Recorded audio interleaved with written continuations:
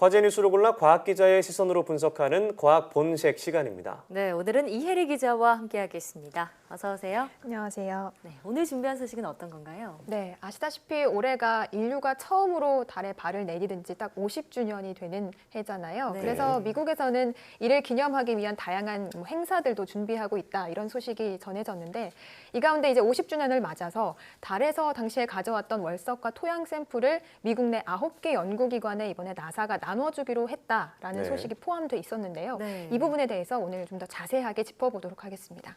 나사가 보관하고 있던 것을 이제 50년 만에 네. 연구용으로 나눠준다는 얘기인데, 그럼 우리나라에 들여온, 우리나라가 아니죠.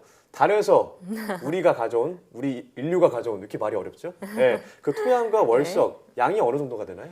네, 중간에 돌아왔던 아폴로 13호를 제외하고는 아폴로 11호부터 17호까지 6차례 인류가 달에 발을 내디디면서 총 지구로 들여온 달 월석과 토양 샘플의 양은 382kg에 달합니다. 예. 샘플 대다수가 현재 미국 존슨 우주센터 달 샘플 연구실에 보관이 돼 있는데요. 이 월석과 토양 샘플의 가치를 반영하듯이 마치 현장은 클린룸을 연상케 하는 그런 모습을 보이고 있습니다. 그러네요. 굉장히 철저하게 관리를 하고 있는데요. 네. 뭐 방호복을 입는 것은 물론이고 어떤 특수 보관함에 보관이 되어 있는 월석을 뭐 접촉이라도 하려면 뭐 장갑이 달려 있는 그런 시설을 이용을 해서 꼭 장갑을 낀 상태로 뭐 당연히 만져야겠죠. 네. 이렇게 네. 좀 철저하게 관리가 돼 있는데 현재 이곳에는 달에서 가져온 샘플 한 70%가 보관이 돼 있고요. 예. 15%는 뉴멕시코주 화이트 샌즈라는 시설에 보관이 됐고 네. 나머지는 뭐 연구나 전시용으로 활용이 됐습니다. 일부 월석의 경우에는 이 리처드 닉슨 당시 미국 대통령이 135개의 나라에 선물로 기증을 하기도 했는데요. 뭐 쌀알 크기부터 구슬 크기까지 작은 크기의 이 월석을 기념패에 담아서 네. 뭐 각국 정상 등에게 이렇게 선물로 주기도 했습니다. 네. 우리나라도 당시 월석 기념패를 받고 현재는 국가기록원이 보관 중이라고 하더라고요. 정말 잊을 수 없는 선물이 됐을 것 같은데, 자, 대부분은 현재 연구소에 보관이 돼 있죠. 특수한 조건으로 보관을 하고 있을 것 같은데 어떻게 되나요? 네, 방금 보신 이 존슨 우주센터 달 샘플 연구실도 뭐 보셨지만 일부 샘플의 경우에는 달과 같은 조건에서 보관이 돼 있습니다. 예. 달에서 일단 진공 상태로 지구에 들여왔고 지구 대기에 전혀 노출이 되지 않은 상태로 계속 봉인이 돼 있는 건데요.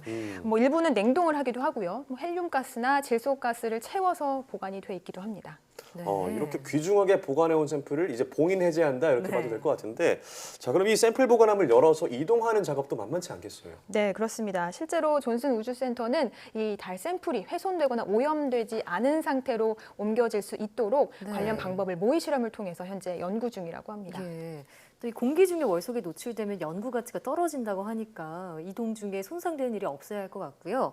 자, 앞서 달에서 가져온 월석과 토양이 무려 382kg에 달한다고 했습니다. 6차례에 걸쳐서 가지고 왔다고 하는데 11호 때 바로 가지고 온 게 아니다, 이런 얘기네요, 그러면. 네, 맞습니다. 예. 아폴로 11호가 처음에 달에 착륙을 했을 때 당시 수거해온 월석과 이 토양 샘플이 22kg에 불과했습니다. 많지 않았군요. 네, 네. 당시는 이제 처음이었기 때문에 닐 암스트롱 선장과 우주인들의 어떤 위험을 최소화하기 위해서 체류 시간 자체도 한 2시간 31분 40초 정도에 불과했습니다. 네. 그 이후로는 점차 체류 시간을 늘려서 많은 샘플들을 채취할 수 있었는데요. 그래서 현재 이 월석과 토양 샘플은 아폴로 15호와 17호 우주인들이 가져온 것들이 대다수입니다. 예. 이번에 이 미국 내 연구기관에 제공하기로 한 이 월석과 토양 샘플도 아폴로 17호가 수거해온 것들이라고 전해졌습니다. 그렇군요. 이때 달을 밟은 12명의 우주인 가운데 지질학자가 있었고요. 유일하게 포함이 됐는데 해리슨 슈미트라는 지질학자가 가져온 당시의 샘플들이 가장 좀 가치 있는 샘플로 평가받고 있습니다. 그래요. 그럼 이 샘플들이 앞으로 이제 분석이나 작업을 거치게 될 텐데, 그럼 이 토양이나 월석 같은 게 어떤 정보로 연결이 되는 건가요? 네, 우선 이 구성 성분들, 월석이 어떤 구성을 지니고 있는지 이런 것들을 분석하면 달의 대기와 달의 지표에 대한 연구를 기본적으로 할 수 있고요. 예. 이런 성분들이 지구에는 없는 것들이 있기 때문에 네. 이것을 지구에서 어떻게 활용을 할 수 있을까, 이런 새로운 방향에 대한 연구도 가능할 것으로 보입니다.